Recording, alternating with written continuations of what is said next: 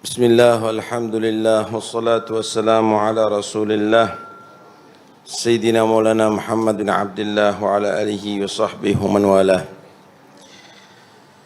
Rangkuman daripada terjemahan khutbah Al-Habib Abdurrahman bin Abdullah As-Siggaf. Beliau memulai membawa satu ayat. Allah berfirman, wa innaka latahdi ila siratim mustaqim siratillahi alladzi lahu ma fis samawati wal ard. Sesungguhnya engkau wahai Muhammad memberikan petunjuk sallallahu alaihi nabi ke siratin mustaqim, jalan yang lurus. Siratul mustaqim yaitu jalan yang Allah ridai,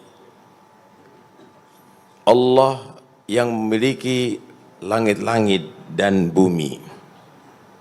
Jalan Allah yang Allah ridhai, dan Allah Tuhan alam semesta.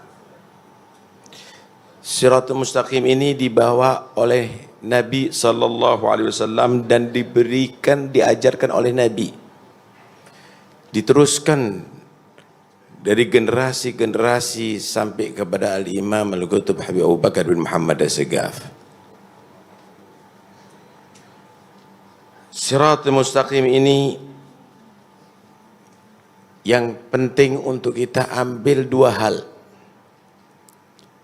Pertama, jalani siratul mustaqim. Ajak keluarga kita dan kaum muslimin untuk tetap dalam siratul mustaqim. Saudara, siratul mustaqim ini perlu dua hal. Pertama, mujahadah, usaha. Kedua, perlu al-ilmu nafi', ilmu yang manfaat. Tentunya ilmu yang bersambung dari guru ke guru sampai kepada Rasulullah sallallahu alaihi wasallam. Contoh, misal sholat yang kita kerjakan.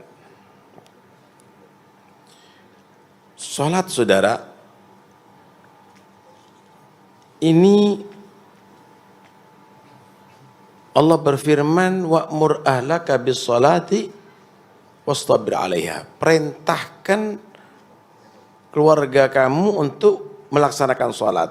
Tapi enggak cukup hanya melaksanakan, tapi wastabir 'alaiha. Ada isyarah di situ, sabar dalam melaksanakannya. Dan di situ adalah perlu mujahadah, saudara. Sehingga tidak cukup sekali kamu hanya memerintahkan, mengajak. Tapi itu harus berkali-kali. Tidak cukup kamu hanya sekedar melaksanakan sholat, tapi bagaimana menyempurnakan sholat.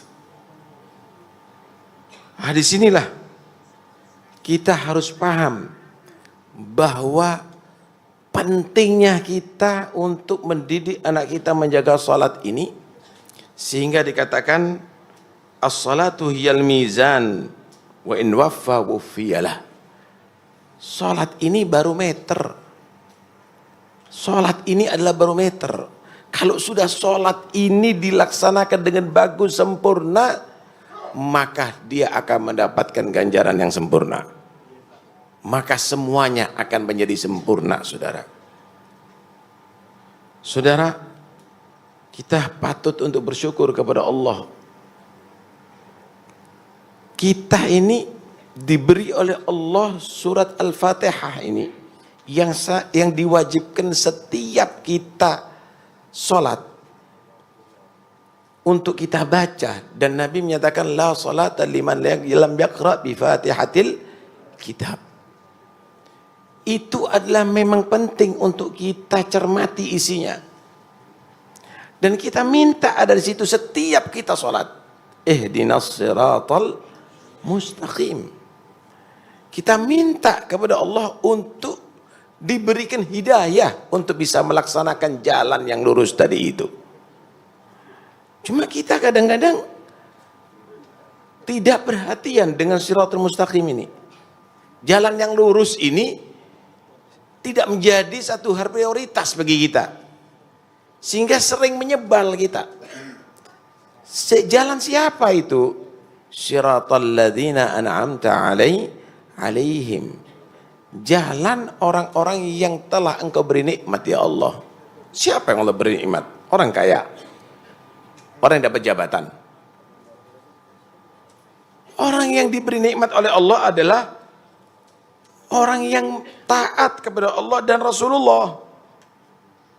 Wa man yuti'illah war rasul fa ulaika ma'al ladzina an'amta alaihim. Ma'al ladzina an'ama Allah alaihim minan nabiyyin was-siddiqin wasyuhada was-salihin. Merekalah para anbiya, itu orang-orang beri nikmat. Merekalah as-siddiqin, para aulia. Merekalah asyuhada, orang-orang mati syahid. Merekalah orang-orang solehin yang Allah beri nikmat. Jalan mereka. Kadang-kadang kita ini lebih cenderung untuk menjadikan cita-cita anaknya kita untuk tidak jalan mereka. Anak-anak kita ini, saudara, lebih cenderung dengan lagu barat daripada qiraatul Quran.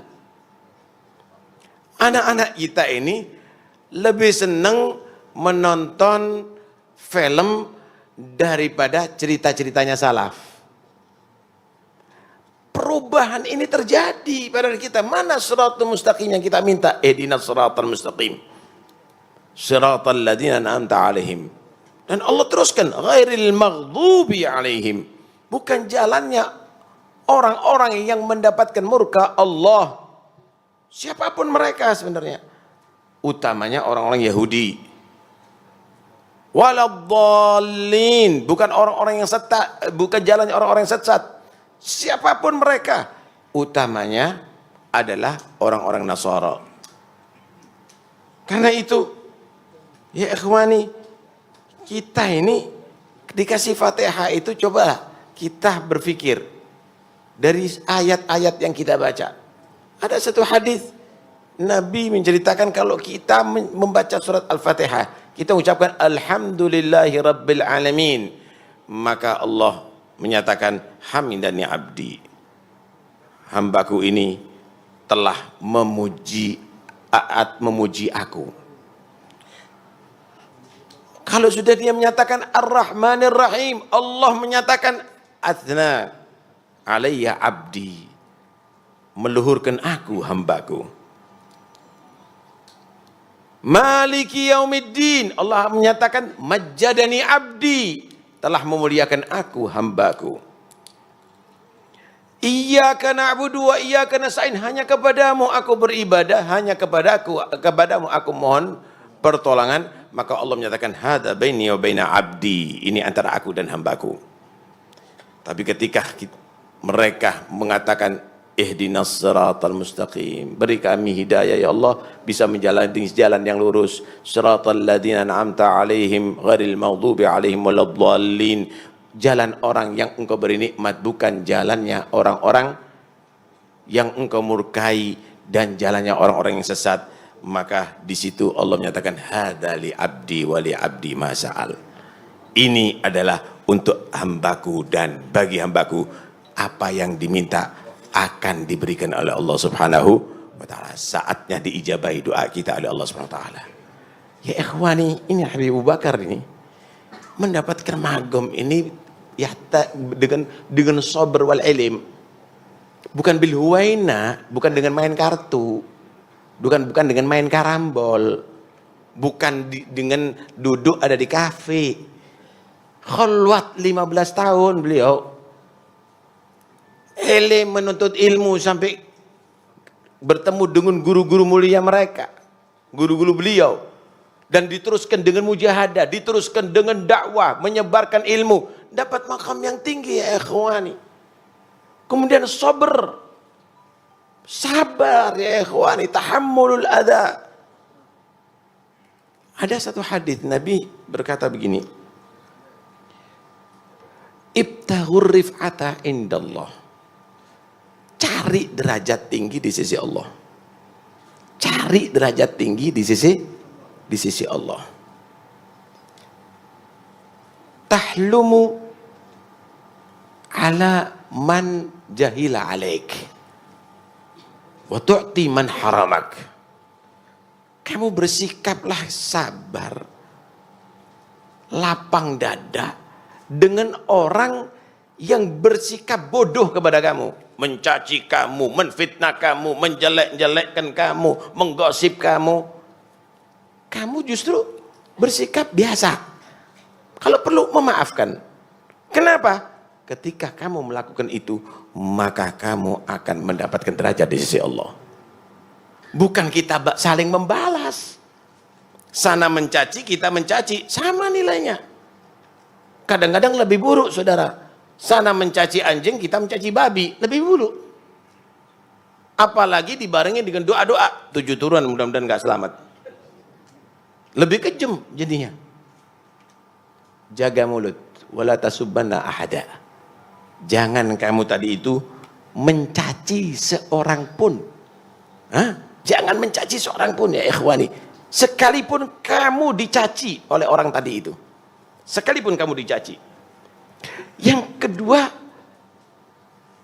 Nabi berpesan, bantu, kasih, beri. Orang yang justru mencegah keberuntungan kamu. Yang merusak mungkin pekerjaan kamu. Yang dia tadi itu marah kepada kamu. Dia tadi itu membenci kepada kamu. Bantu. Kasih modal. Suruh kerja yang benar.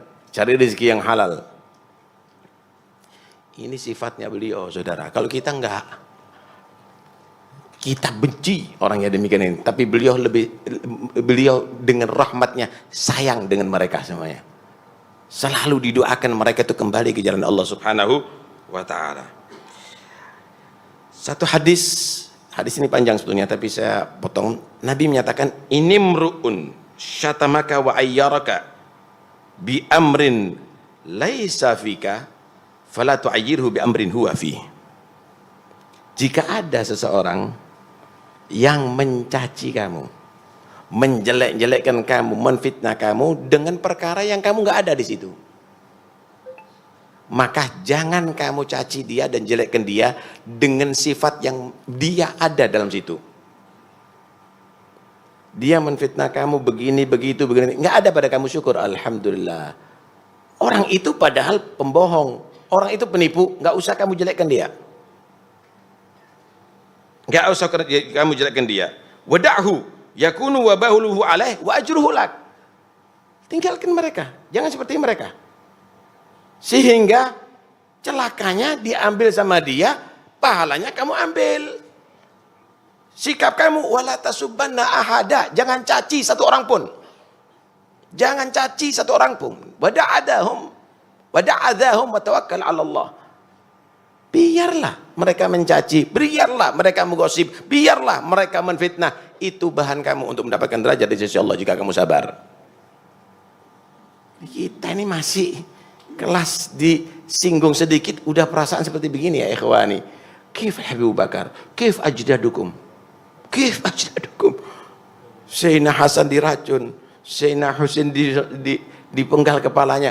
Kif mereka semuanya dilaknat di mimbar-mimbar. Dilaknat di mimbar-mimbar. Mereka dengan tahammul adyan, dengan sabar, anak-anak mereka dididik menjadi ulama semuanya. Selesai sendiri. Ini hanya beberapa orang. Mereka itu pemerintahan yang sudah mengkondisikan ya ikhwani. Bagaimana waktu khilafah Umayyah, khilafah Abbasiyah memang mengkondisikan bagaimana tidak muncul. Tapi itu semuanya sia-sia. Dengan apa? Dengan al-akhlaqul karimah. Itu semuanya sia-sia. Dengan apa? Dengan ibadah dan istiqamah. Dengan menjalati siratin mustaqim. Karena itu pulang dari sini, Anda jangan ada menyimpan sedikit dendam dan benci kepada seorang muslim pun. Sehingga Anda akan bisa merasakan apa yang dirasakan oleh Habib Abu Bakar bin Muhammad As-Sagaf. Sekalipun itu adalah sekian persen daripada gunung makom yang telah diraih oleh beliau Habib Abu Bakar Muhammad. Mudah-mudahan insya Allah kita dijadikan bukan hanya orang-orang yang kagum, tapi bisa meniru akhlak mereka. Mudah-mudahan semua akan dapat barakah. Mudah-mudahan anak-anak kita semuanya menjadi orang salihin, Allah jaga daripada segala yang merusak akhlak mereka. Allah jaga daripada segala yang merusak akidah mereka. Tetap dijadikan orang-orang ta'alluq dengan salafnya kita. Dan mudah-mudahan insya Allah tidak ada di hati kita kebencian kepada seorang muslim. Kita doakan mudah-mudahan siapapun dia orang Islam, Allah berikan hidayah untuk menjalankan siratan mustaqim, siratal ladzina an'amta alaihim ghairil maghdubi alaihim waladhdallin. Sallallahu alaihi wasallam Muhammad wa alihi wasallam. Alhamdulillahirabbil alamin. Assalamualaikum warahmatullahi wabarakatuh.